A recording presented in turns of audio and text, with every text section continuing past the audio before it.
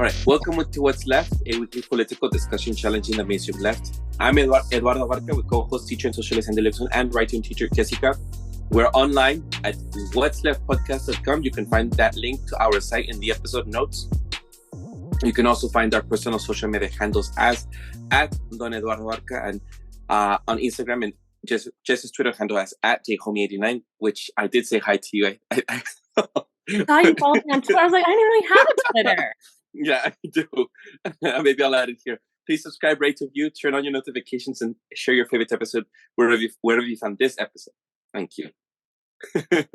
I'm sorry, Jess. I meant to respond to you. On today's episode, we'll be discussing Jessica's conference. She went to a conference, and we'll have a conversation about environmentalism. I would like for you to more present what you had in mind, Jess, since you had mentioned it to us, and then we'll take it from there. Sounds good. Yeah, so I guess in case there's any new listeners, I'm a professor of English in the higher ed system.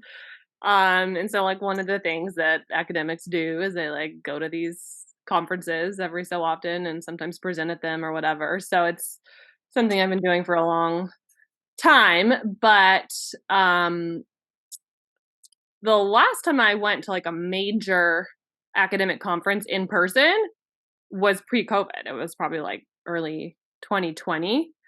Everything went online for a while, and then I was also banned or rejected from several. I had been accepted, but then they wanted proof of vaccination and all that bullshit. So this was the first time I was actually attending an in-person major conference this past week in a couple of years. And I don't know, I don't know how interesting it is for people to hear sort of the insides of academia, and I also don't know how representative it is of halls of power and sort of the, I don't know, national discourse or discourse of governments and institutions. But I mean, I do think academia wields power in a negative way, usually, certainly in this country anyway. So yeah, the conference was it's the biggest sort of environmental humanities conference. So it's all climate change, environmentally themed. It's not there's not a ton of hardcore scientists. I mean, there were some. There's definitely people with scientific training there, but it's more people who are coming from a rhetoric angle. They're reading literature, or they're talking about sort of how to communicate climate science, this type of a thing.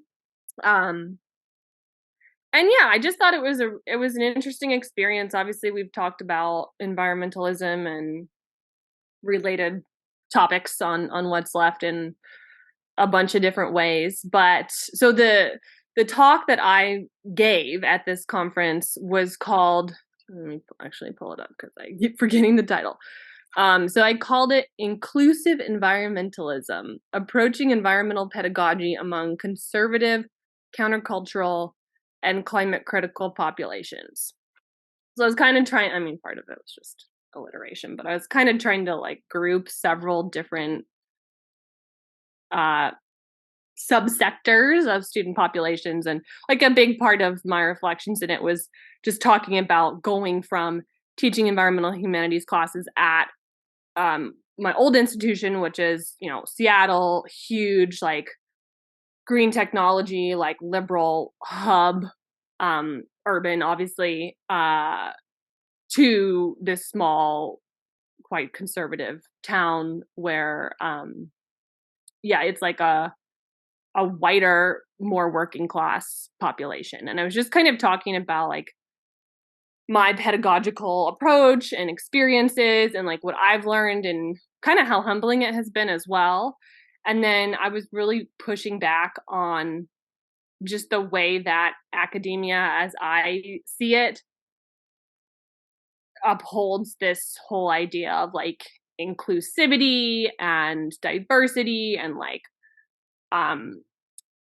platforming like minority voices and fighting for climate justice. And, one of my kind of like arguments was that we're not really doing that when we either ignore or in some cases kind of villainize this massive sector of the working class, which includes many of my students who may be white and might be Republican, might be Christians. I'm generalizing here. There's obviously lots of exceptions, but they're mostly working class people. And a lot of them also come to these conversations with the assumption that their voices aren't welcome, like before we even start a conversation. Like, I think that's something I've maybe shared on here before, but like when I first came to like my current institution, like even just to get some of them to talk at all was just such a tall order, especially like white male rural students, because they have this like cultural perception, for good reason, I think, that like their voice is unwelcome, at best. Sometimes it's, like I said, even villainized. But a lot of them, like especially the ones that come from areas like this where there's a lot of agriculture, there's a lot of like land-based ways of living, like ways of making a living. And so a lot of them actually, maybe they grew up on a ranch, or their parents are in the logging industry, or whatever it may be, but like they actually have a lot of times a really deep connection to land. It's just not, they don't come at it through the same framework and through the same types of rhetoric that the left or academia does. And that's kind of like what I was there to talk about. But it was like a, I don't know, 5-day conference, I think, or 4-day conference. So like I went to a ton of different like workshops and talks and keynotes and stuff. So there was some stuff that, I maybe will bring up at some point in the conversation about like the rest of it, but maybe I'll just kind of pause there and see if you guys have thoughts or questions, or you want to jump in. Two questions for me. One is, how did you make the connection of what you were bringing up with environmentalism as being one of the overall theme with the issue you brought up? Well, I was specifically talking about teaching environmental humanities classes, so like classes that already like have that theme, and just kind of reflecting on like the language that we use and the assumptions that we come to the table with, like as like climate educators, is probably how a lot of people at the conference would identify. So does that make sense? Like it, yeah. And then second, what was the response you received? Yeah, so I was on a panel like with other climate educators, and it's actually we were all, the reason that we did this panel is because we're all being published in this like collective book that's coming out early next year. It's called like the Existential Toolkit for Climate Educators, or Climate Justice Educators, or something like that. So that was like the premise. So I was really nervous about how I was going to be perceived by the crowd, but I was also kind of nervous about these colleagues, who I do like really respect, and it's cool like to get to know a couple of them like in person a little bit, since we're all being published in this collection. So yeah, the response, it was more positive than I expected. Like I don't usually get super nervous doing conference presentations because I've done so many of them, but I got nervous. Like I was getting hot and I was like talking too fast probably. And part of it is I think because I just haven't done one in a while, but it was also like the content itself. Like I really kind of felt like I was being pretty critical. A lot of people were very supportive, and there were multiple educators who came up and like said to me afterwards, like, oh, I actually really related to what you're saying because like I grew up in a small town, or like I taught at this institution which has a lot of rural students, and I actually really understand what you're saying, and like agree to a certain extent. there were definitely, like, there was one question, like, in the Q&A, which was, like, clearly, I don't know, my colleague was like, "You got hardballed." But it was exactly kind of what you maybe would expect of, like, the person basically asked, like, where I draw the line in terms of, because I was talking about, like, how, like, we need to allow for everybody's voice to enter the classroom, right? Including conservative voices and including maybe even people who don't believe that climate change is real, right? Like, those people should still be able to be a part of the conversation. And he was basically asking if if there's a line that I draw in terms of, like, platforming extremist right ideologies, because he was like, well, I do think that certain right wing ideas, like, are dangerous. This is his words. So yeah, just kind of like the pushback of, like, I don't know, like, ideas being dangerous. And I mean, it's an interesting concept to think about too, like, in terms of the classroom setting of, like, obviously the idea of, like, platforming people online, like, if we have a guest on our show, like, we're platforming them, right? Like, that's the language that's used. If I retweet somebody, I guess I'm, like, platforming that voice. But I've never really used that language when I'm thinking about constructing a class.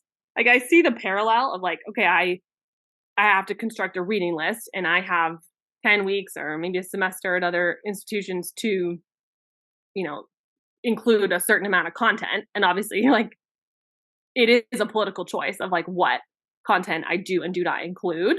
So I'm not saying that it's, like, objective at all, but I guess I've never really thought about it in those terms of, like, I am platforming whatever content and whoever's voices I choose to, like, ask my students to read. Or um I don't know, like, and I actually brought up Thacker Pass, like, as an example of, I mean, it's not like a text, but just the idea of, like, bringing up this example that doesn't really fit into the binary, right? Like, because we talked about with Max, like, there's all these different, like, stakeholders. There's sort of conservative ranchers, there's indigenous tribes, there's lefty hippie environmentalists, right? um the extraction itself, right, is, like, for these green technology, so it doesn't fit right into this, like, binary, left versus right, however you want to term it. So people were interested in that too. Like, it was, I was glad I brought that up, like, as an example. So yeah, it was mixed. It was more positive than I had expected, though. Okay, so question from me is, first off, how many other panelists are on that panel? Mm, four, yeah, four. And how long did you speak? Like 15 minutes. It was so Okay. short. And then, And like, a Q&A. It was like how 90.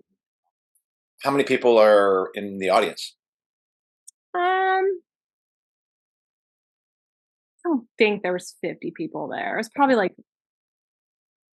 30 or 40. Okay, I get the idea. I could be way off. It could be like 10, or it could be like 100. I don't know. It was, like, honestly pretty sizable, like, compared to other Yeah. panels that I've been to at other conferences. Because they kind of range. Like, some workshops, it'll be like 10 people, and then, like, the keynote was like hundreds and hundreds of people in the room. So Right. but, And do you feel like you said, first question I guess I have for you is, do you feel like you said your argument the way you wanted to say it, or do you feel like you pulled it back, because you were nervous? I didn't pull it back. I mean, I did pull it back in the sense of time. Like, there's Yeah. very minimal amount you can say in 15 minutes. But no, I didn't, like, pull my punches. That said, like, I don't really see what's to gain by, like, going to a context like that and just, like, railing on everybody in the room. Like, that's not how I feel, and it was not my intention. So, like, I am very intentional with, like, the language that I use, and because I've been in academia for so long, and I mean, this is what I'm trained in, is language, English, like, know your audience. Like, I know how to frame a conversation, I think, usually, in a way that like it was definitely received as like pushback and criticism, but I don't think I hope people didn't think like, wow, like she's just here to be an asshole, Right. because that's not productive. But yeah, I would say I said it. And More. I guess, did anybody ask you what? I guess no one asked you whether or not what your beliefs were in relationship to climate change and whether man-made CO2 is producing a climate change or anything like that. No, but I mean, the assumptions that people make are really interesting too, because like no one would ever guess. I mean, unless I said that, but I mean, that wasn't like, what part of like my argument. But yeah, I mean, I think the idea that like there would be somebody at that conference who like has questions about that, like very few people would even like think of that. And it's the same with like a lot of different, I mean, it was the same with like COVID stuff, like you guys have had that experience, I'm sure, of like people start talking to you and just like they assume that you're like with them on on their belief system. I mean, that's just I guess maybe a human thing in general, but yeah, there's like, I mean, that there's not even like room for that debate. Yeah. In a place like that. And I guess the last question is, how did you respond, or were you asked to respond directly to the person about platform or not, kind of thing? Yeah. Well, I kind of just said sort of what I just said, which was that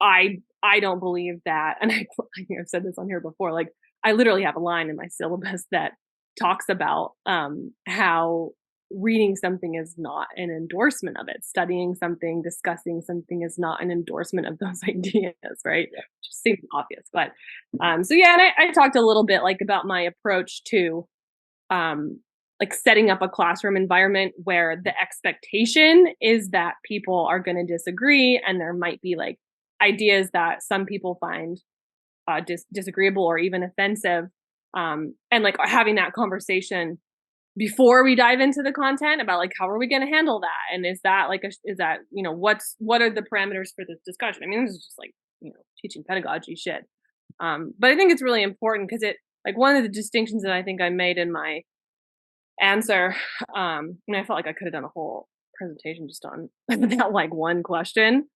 But I was glad he asked it, even though like people kind of perceived it as like a hardball. And I think he even said like I'm not trying to like Yeah. I'm not trying to present this as like a gotcha. And I'm like, no, I don't take it as a gotcha. Like, I'm glad you asked the question. Mm-hmm. But like I don't think uh a decent classroom environment is like the same as Twitter.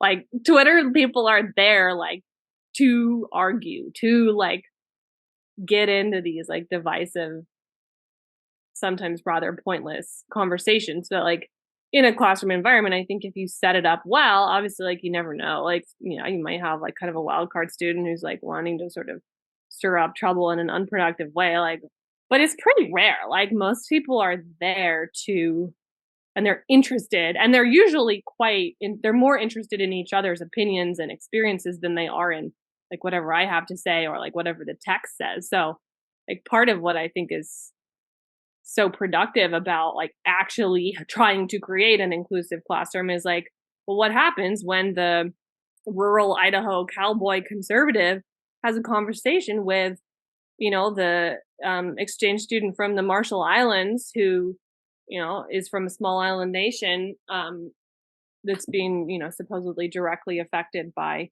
sea level rise, right, in a much more like frontline way. And like I've never had those two people like angry at each other. I mean, they might like have disagreements and they might like kind of walk away like, man, that guy's full of shit or whatever. But like it's not Twitter, right? Like, so that's what I mean. That was kind of also part of like the talk was like very much from a pedagogical angle, Mm-hmm. because it was mostly like different types of educators in the room. In a sense, when you start that discussion, you are not you are not invested in a particular outcome, conclusion that could come out of it, other than the idea that, we can exchange ideas here and maybe be altered by that. Yeah, 100%. I mean, obviously, like, and I said this in my presentation, but like, obviously, like, it's impossible to actually leave your entire politics at the door. Like, if that's what you're trying to do as an educator, I think you're kind of doomed to fail. So I don't like pretend to be objective. I don't pretend that like I think some texts are worth reading more than others. Like, and you can call it platforming if you want. But yeah, like I'm very cognizant in the way that I like address classes, and it's partly probably why I get away with a fair amount, like, and I'm able to sort of fly under the radar, because I have never like walked into a classroom and like presented my political opinions, or like who I voted or didn't vote for, or like what I think like they should believe. Like I don't know, I wouldn't want that teacher. I don't, that's not how I try to teach. Like I want people to learn how to write and how to have a conversation, and become more self-aware in like the way that they use language, right? Especially in like an English class. And yeah, it's not like my agenda to change people's beliefs in that context. I don't know if like, I'm curious kind of like, because both of you are educators or have been educators. Like, I'm curious how it kind of compares to your teaching pedagogical philosophy. Eduardo, you want to go in first? I mean, my experience has always been in elementary. I think we're talking about areas that are more, maybe you've taught high school, Andy. Yeah, I mean, for sure, this has come up when I was in high school at Mission High School. There were teachers who, in the name of inclusivity, would basically say no oppressive language is allowed here, and that was inclusive to create a safe space for people who they were saying were in oppressed groups. And I would say, though, there are oppressed groups, and they might have properly identified them as such, but I don't agree with that approach. Like, and I certainly had heard students who would say, if you go into that teacher's classroom, you have to know what you have to say in order to get a good grade. You have to know what you have to write in order to get the right, good grade on your paper, things like that. And people felt very coerced. There were also people who those teachers would be popular to, but I don't agree with that approach. I mean, I've had strong political opinions from the jump in my when I started teaching. I was a socialist when I started, and I was a socialist when I ended. And I was more convinced of the need for revolution by the time I was done with it, education there at Mission. But, well, number one, I never thought my role was to organize students. I always felt it was more to organize adults. That was my kind of bias. But secondly, I don't agree. I don't agree with the idea that my job is to sort of educate who's right and who's wrong, or who can say what. And I don't want to put my thumb on the scale when conversations like that happen. I certainly will ask a student who's talked too many times to stop intervening because there's other students who have to talk. But that's about as much as I'll probably step in as a teacher, because I do feel like students need to be able to hear each other. And I don't think it's just true in a classroom. I actually think it's true within the working class. I mean, the very thing that started What's Left is an environment on the left that we felt was toxic, that basically said certain viewpoints can't be brought forward. And you couldn't talk about certain conspiracies. You couldn't question the idea of man-made climate change.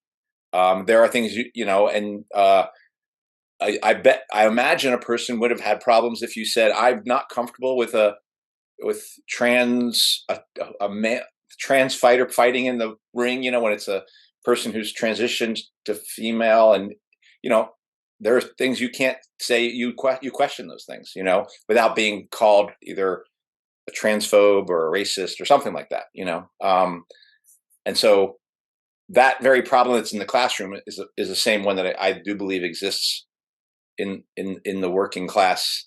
Well, it's not a movement, but within this environment that we're trying to organize in, or at least it has on the left. So how would you answer that question about, like, do you have a line? Because, like, I guess, like, in terms of, like, creating a safe space and stuff, like, I always just sort of applied that to, like name calling. So, like, for example, if someone drops, like, the N-bomb or something in a class, like, what would you do? I would have to call that out and be like, look, you can't say that kind of stuff. Like, you mean you're saying it in a real way, like saying some sort of mean word, that's racist or homophobic or something like that. I would insert myself at that point, but that's because something's about to escalate into a potential fight at that point, potentially. It has gotten tricky though, because, like, yeah, like, I was trying to think about, like, how I would react in that situation, but then, like, not respecting somebody's pronouns is now kind of deemed, like, on that level of, like, homophobia or racism, right? And it's like, ooh, the line between, like, I don't know, like, ideology and, I guess, like, compelled speech or whatever, like, it's kind of sticky now. I can only say that the problem I've seen is not the problem of somebody not inserting themselves. I feel like the problem has been people inserting themselves. And the reality, and I do feel like we have to look at the institutions now, whether they be Google or the state, has come in and weaponized that and used it to censor. And so, like, we actually have to be a freedom movement, and that is going to mean some messiness. And it's one thing in the classroom; it's even more necessary if we're talking about a movement. And that's where it's like we have to now then say, well, what are we talking about? Like, most of these teachers are actually thinking of the classroom as their organizing space. That's a question in and of itself. But I'll just say, I would say my line is, by and large, people who are trying to organize to change the world need to be free to talk about anything they need to talk about.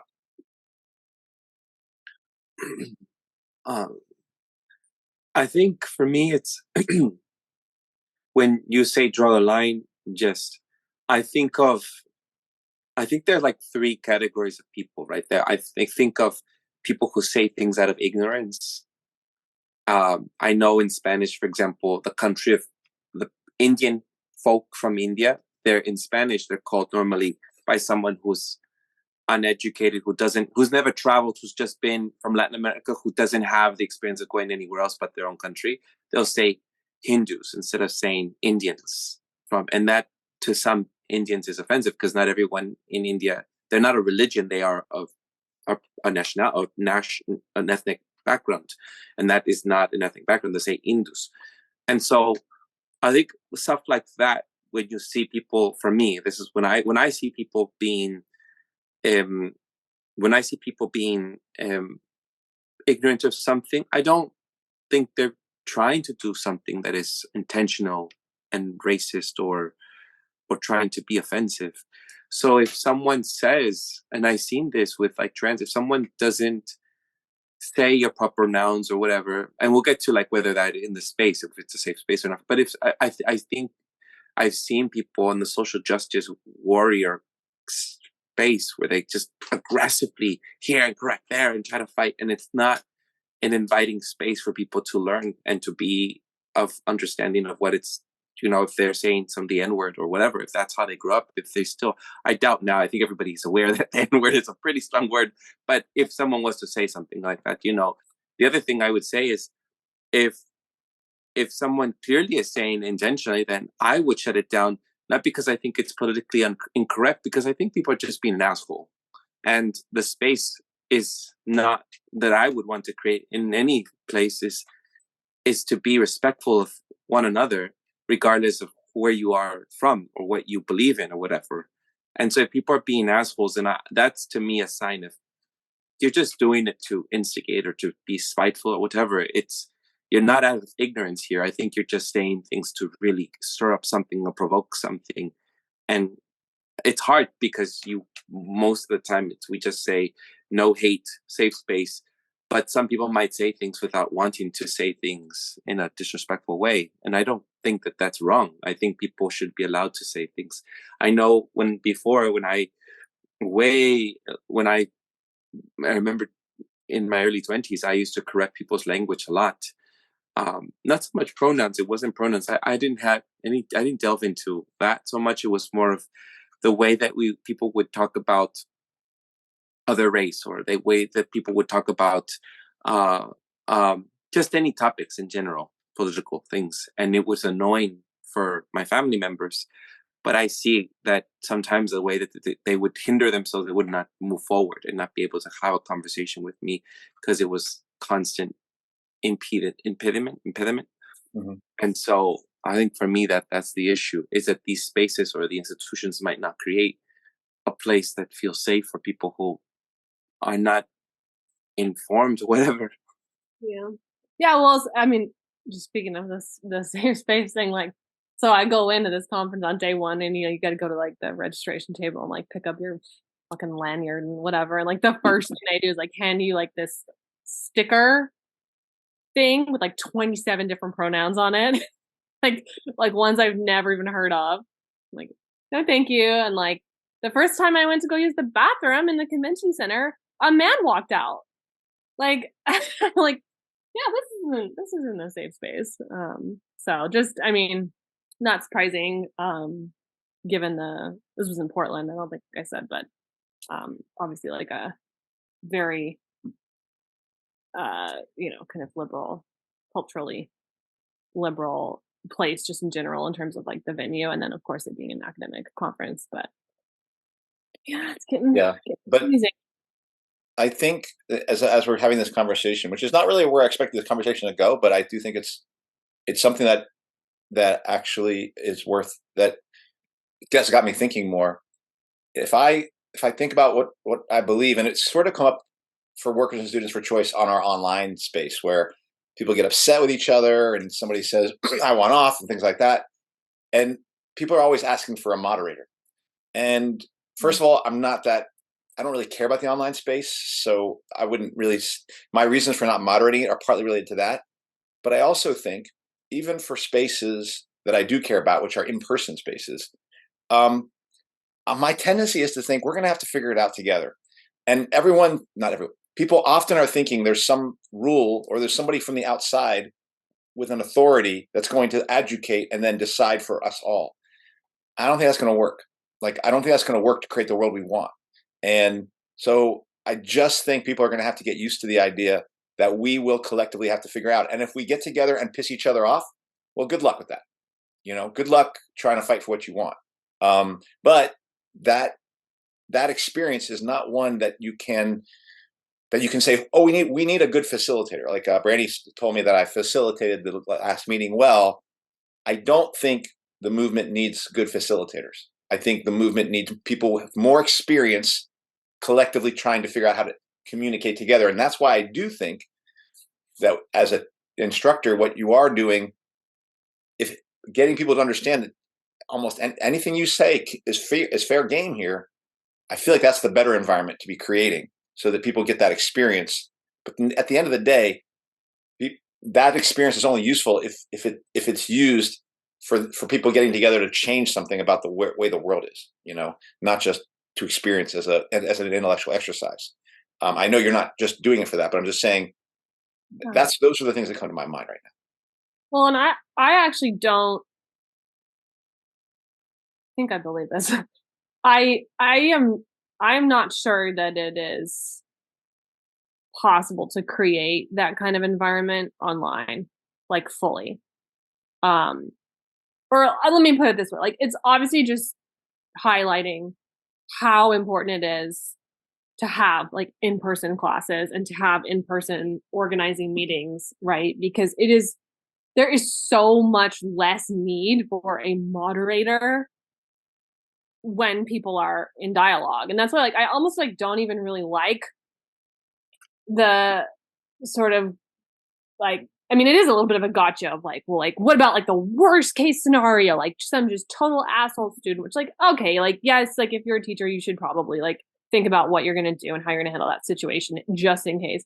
But the majority of people like are good in their intentions. Like they're in school and just in general, like in society. It's, I don't know, the way people treat people online is just so much worse, right, than it is in person. And so to me, it's like just like reason number 950 of like why we need to be gathering in person in like every single context.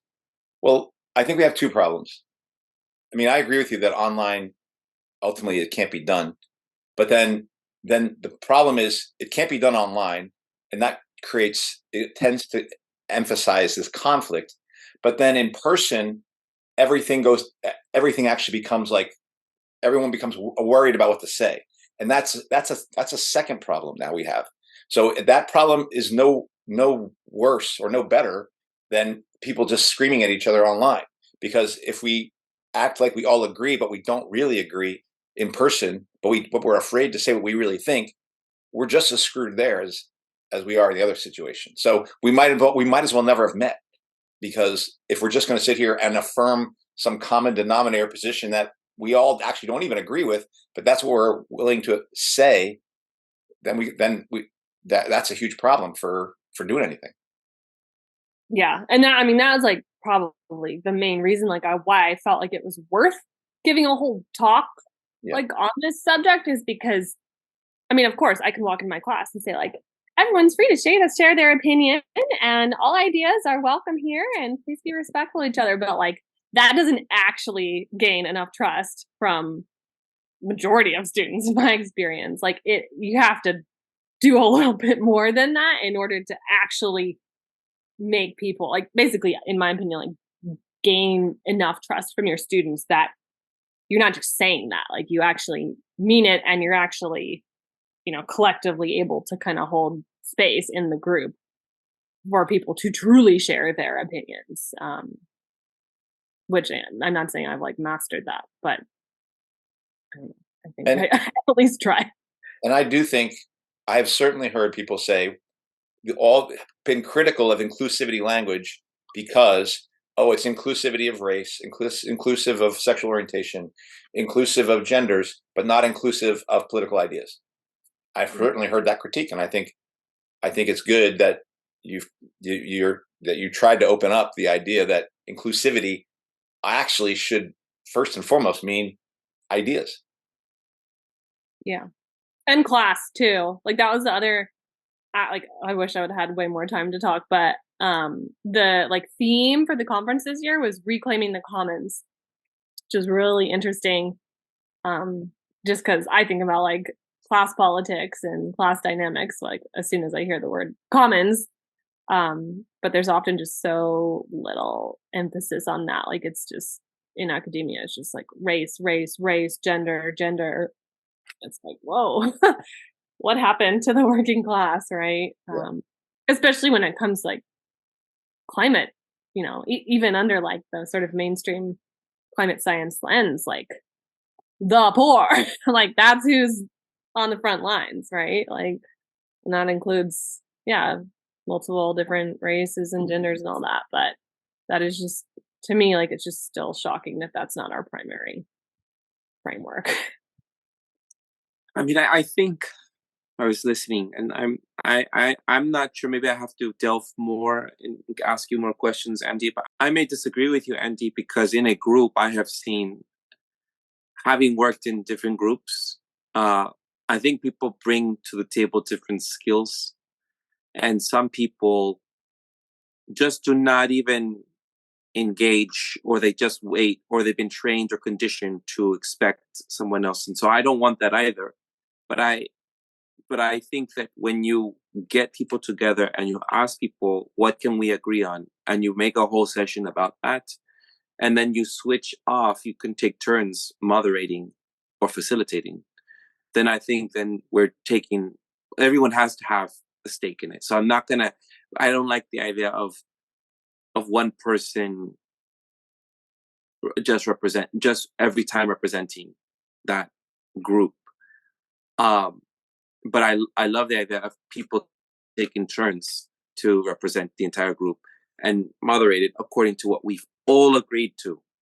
Everyone's agreed to something, and hash out what those agreements are first, and evolutionize over time, like, what those agreements are. So otherwise, to me, there doesn't, then it's like we don't get any. This is what I saw in Occupy.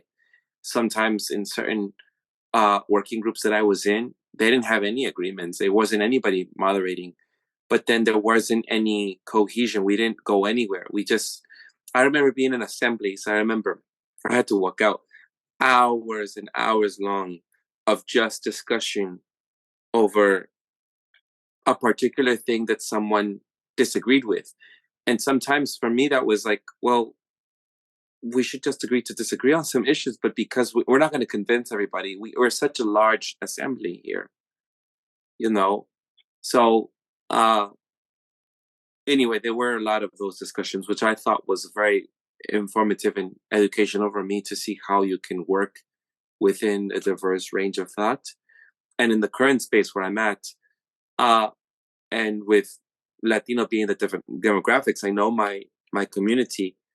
There is, I try to be as aware. Like, for example, LGBT issues come up a lot, and one particular teacher wants to create a club, an LGBT club, a straight gay alliance club, and they want to expose the kids to sex ed and talk about how do you identify yourself and all these things. And it's like, these things are out of consideration with families. And then I will have discussions with the teacher, and the teacher will say, well, it's up to us to educate the new generation and to bring them up and to make sure that they teach their parents, and they're old school. I have no hope in these families. This is the kind of conversations they're telling me. And then I'm like, well, yes, we can. Kids will always learn new things. And yes, sometimes we'll be more informed about new generations. Will be more, like, I think about that around violence, for example. I'm not going to do the same things my parents did around violence and expose my nephew or kids around my life to violent communication or acts. Sure, you learn from the past, mistakes from the past. But as far as some topics, I think we need to be all of this in together, and they're going to say things that are not politically correct. They don't feel comfortable with homosexuality in the classroom, or the discussions of how do you identify kind of discussions, and what does it mean for some kid to have two mothers, and do we talk about that? This is so I open it up as a forum, but I've also discussed these with my I see them as my colleagues, these parents, to understand. Let's stick to certain agreements that we can have, and not that I made them up. We made them up collectively, and they share things in a very religious way. But I'm open to that space, and I'm not heterosexual myself, So I listen profoundly, and other teachers can't. It becomes difficult for them, and all they see is, we need to save their children kind of approach the way and it's awful, Anyway, I think I delved into too much here, and so maybe that's where I'm not sure if we differ, Andy, but those are my thoughts. I'm not sure what do you think I would agree with that teacher who says we got to teach? No. We differ on the moderator thing, where you said that there's no moderator. You don't. I would just say that I don't think a moderator is going to get us there. You can have a moderator, but I think we're going to get there by virtue. It's not like we're missing a bunch of good moderators. It's people's experience of actually talking with each other honestly that we're missing. Now, moderators are necessary at times. At other times, they're not. But I often think people think that there's somebody above the discussion that's going to make this thing happen, or above the collective. And it's not. It's the collective experience that we are missing. And we're missing it if we go online, and we're also missing it if we come together and are dishonest with each other And I would say that people tend to be dishonest with each other because as you have had the experience, I've had that experience of 15 people agreeing to something, but only then 3 people show up. And that means 12 people didn't agree. Maybe you could say 2 people had something come up, but most of the time, and that's fine. That's what it is. And that's our, people are going to have to learn how to say, you know what, y'all are going with that idea, but I don't agree with it. And it's better to have that out than just have the people say, I agree, and then not show up. That's been a lot of my movement experience. Is people not really speaking honestly about what they really think. And that is something we will only be able to get through collectively. It's not about training a bunch of moderators and having great facilitators in all our meetings. That's what I'm saying. Yeah, that's really interesting because, I mean, there's multiple reasons, right? Like why somebody might not show up. One, like they don't agree, like whether they said it or not, they fundamentally don't agree. But there's also just like the person who just like it isn't enough of a priority. Like they might agree, but either like it's not affecting them directly, or it's not, they don't see it like in a serious enough light, like comparatively to whatever they're spending their day doing. I mean, people have limited time and energy. Like that's understandable. But like one thing that I was kind of, I don't know, like I obviously am kind of jaded even before like COVID and the last couple of years. Like I was on the more like skeptical end when it, like I used to hate going to conferences, just like too many academics in one building. It's just like overstimulating. And I was often like really critical, but the past couple years have made me extremely like, you know, maybe in my less patient moments, like downright hostile to the institution. Understandably, I mean, you have a paper accepted to a conference and then they tell you can't come to present your paper on inclusive environmentalism because you're not vaccinated or whatever it may be, you won't wear a mask. But I will say, like, I was pleasantly surprised by some of the content of stuff that I attended. And I mean, just as like a couple examples, like one of the main keynotes, like the primary content that she focused on was deep sea mining and like mineral extraction, which I was not really expecting to hear. There was a panel on militarism and like eco-fascism, which like that's always been one of my massive problems with these environmental conferences. It's like nobody's talking about war. I mean, it's just absurd to like have conversations about carbon emissions and oil and all this stuff and not talk about war. And there was actually a panel on that. And there were a couple other examples, like even geoengineering was actually mentioned by one very briefly, like in passing, but I was like, did he just say geoengineering? So like there were moments where I was like, man, like these people are not stupid. Like they get at least aspects of it, like they get it. And I just like was asking myself, well, so then what is it? Like, why don't they like show up? Like when push actually comes to shove, like, is it just a disconnection? But like, I mean, I think the past couple of years, like with the unions and all the lockdowns and like all of this, like we've talked about it so many times of like where were the teachers? They were not like on the side of the working class. They were not on the side of, you know, healthy ecological state of being like in the world. So I was just kind of, just kind of related to that question of like, I don't know, like, are a lot of these people, are they just saying that this stuff is important to them? And like in the case of a conference, like studying it and like building whole careers on like teaching environmental justice or writing books or like presenting or whatever it may be, you know, so much talk of like indigenous communities and indigenous knowledge and how sacred it is and how those people should be centered. But then like,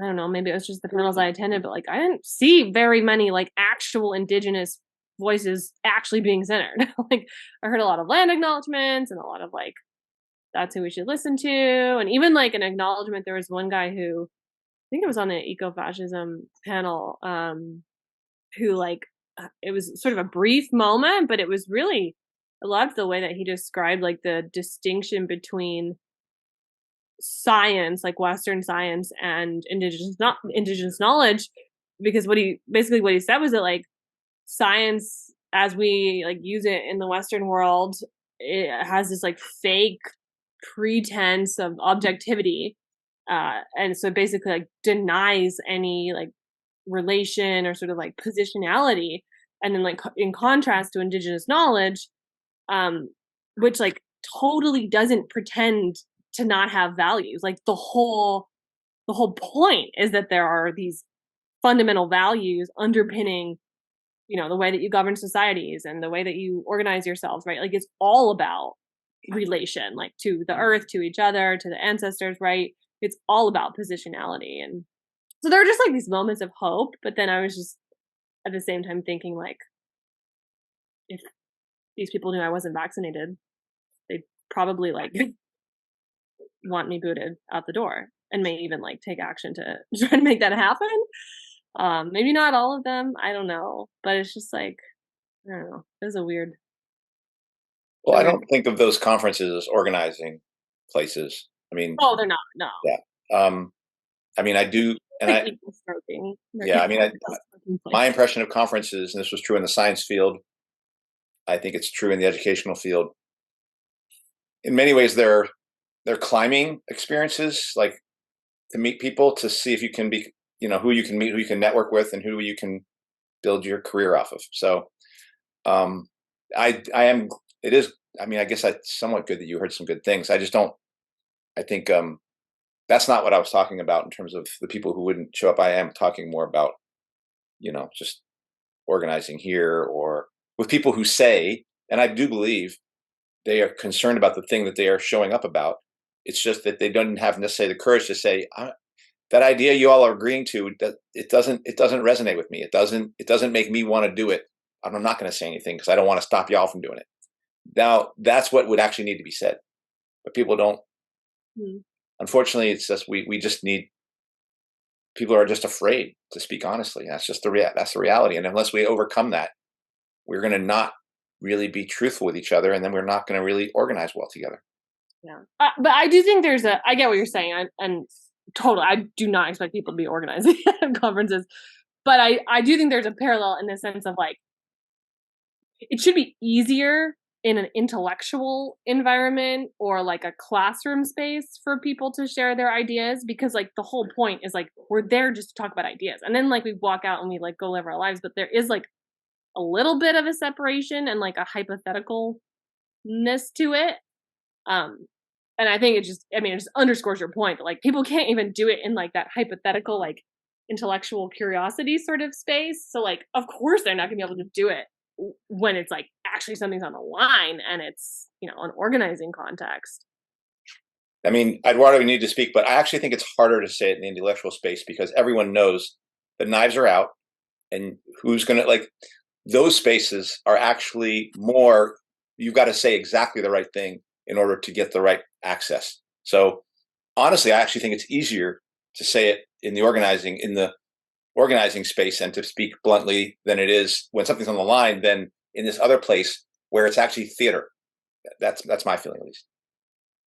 Well, what I guess to it, Jesse, well, what I'm understanding is ideally, according to academia in written form and everything, is supposedly, or at least traditionally, since even the most revered Socrates and Aristotle days of discussing these things in circles where there are institutions meant for this, this is the ideal, that you should have that space to be able to talk about these ideas. That's what that was for, right? A discussion of ideas. Obviously, today it has been overrun by intellectuals who want to gatekeep and want to. So I understand what you're saying, Andy, and it is not. These are when you say theater, I understand, but as a tradition, and that's why I've always admired academic spaces.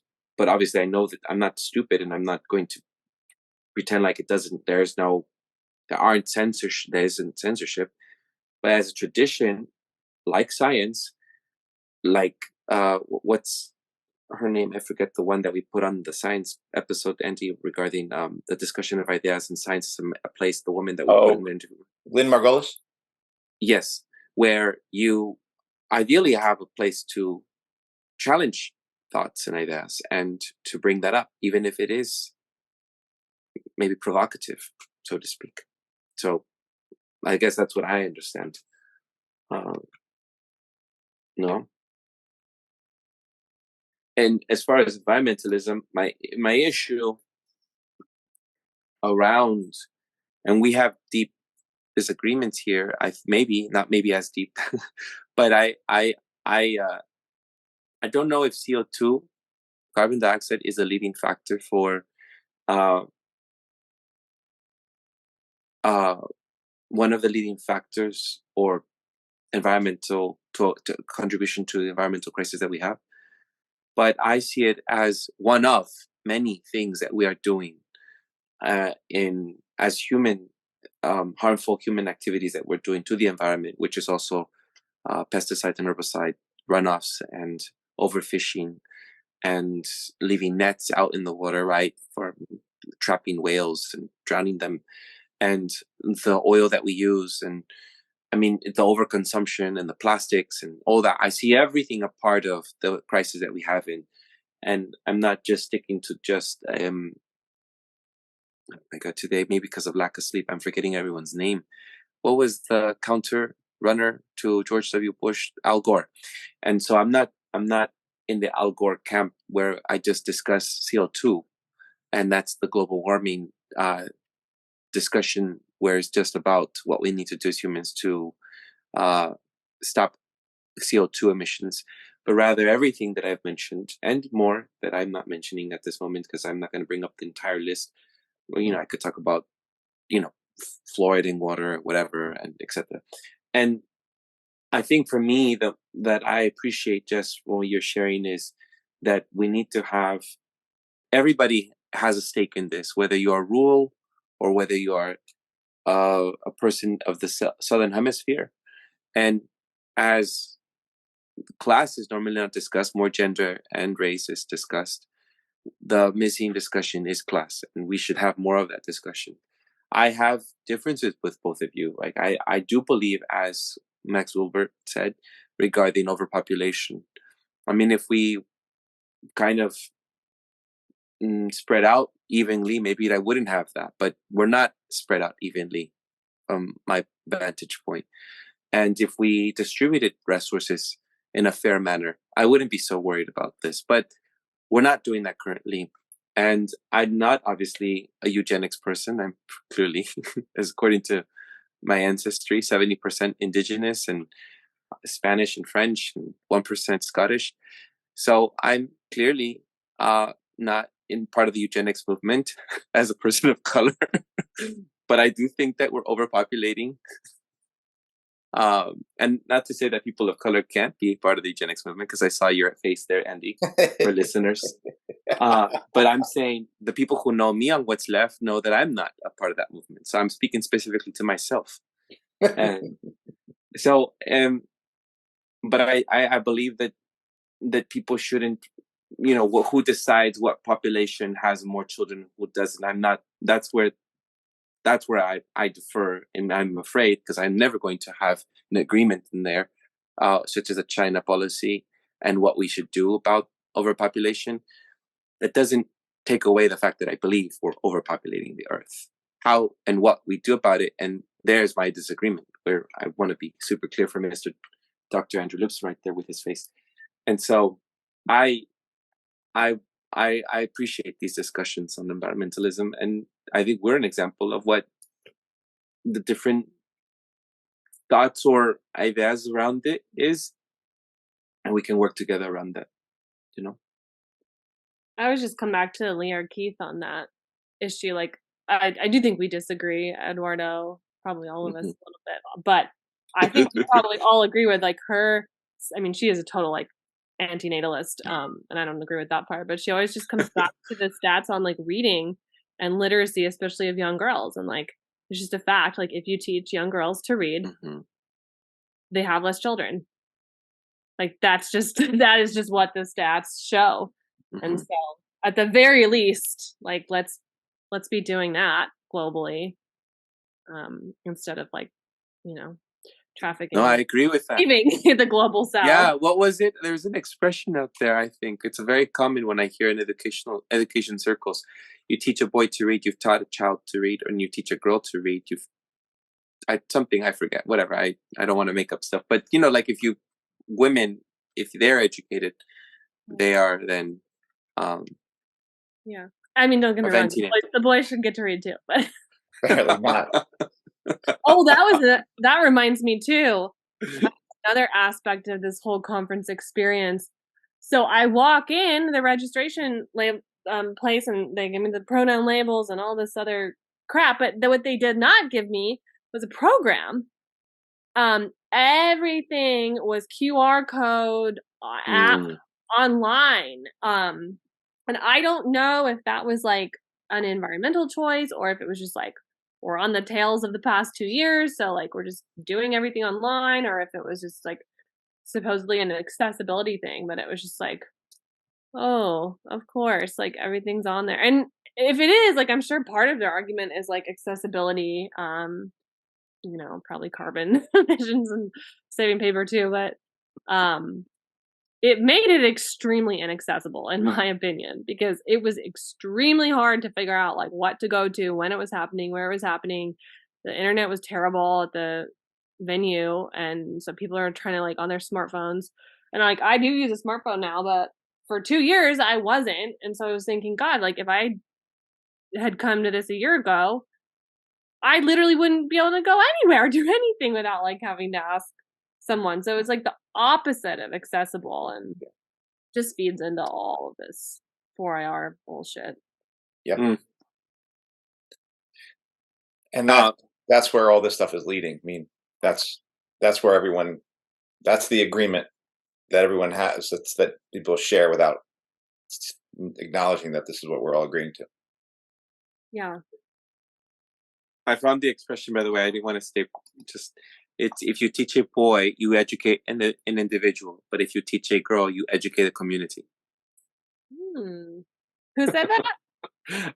I don't know. It's just something I've always heard in education circles. Someone who is listening or viewing this episode, write down in the comments. You can disagree with it. I've just heard it a lot in education circles. The importance, and the statistics do show that if you teach girls, there's a lot of prevention in early pregnancies. So anyhow, look at Andy over there squirmy. Next episode, that's us opening a whole new can of worms, and we'll keep the worms in the can for now. Yeah. Back to the topic. Let's see. I hope it was like semi-interesting for people. Like it's not so much like the academia stuff that like I wanted to highlight, but I just think it relates to so much like of the discourse and like how people communicate. And last question, Jess. Did you hear whispers or the sentiment? Was there anything around why we should vote for a Democrat because they will be better for the environment sort of conversation? Did you feel that? I didn't hear, I mean, I obviously like I wasn't in like the majority. Right. Yeah.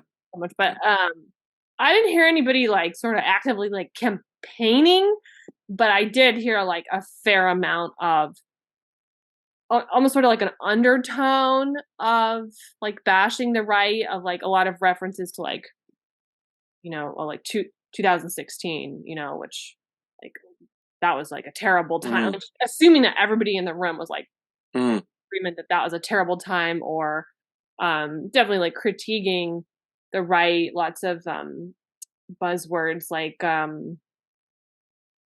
what do they call it?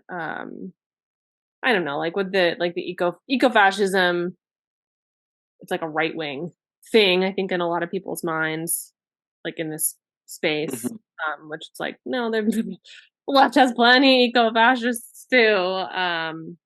So yeah, it's more like bashing of the right rather than like campaigning on behalf of the left in terms of like actual voting and politicians and stuff. But I don't know, fast forward a year and that might be different, but yeah, my impression is it's like we don't have to talk about whether we agree on that human-made climate change is happening, because we all agree on that.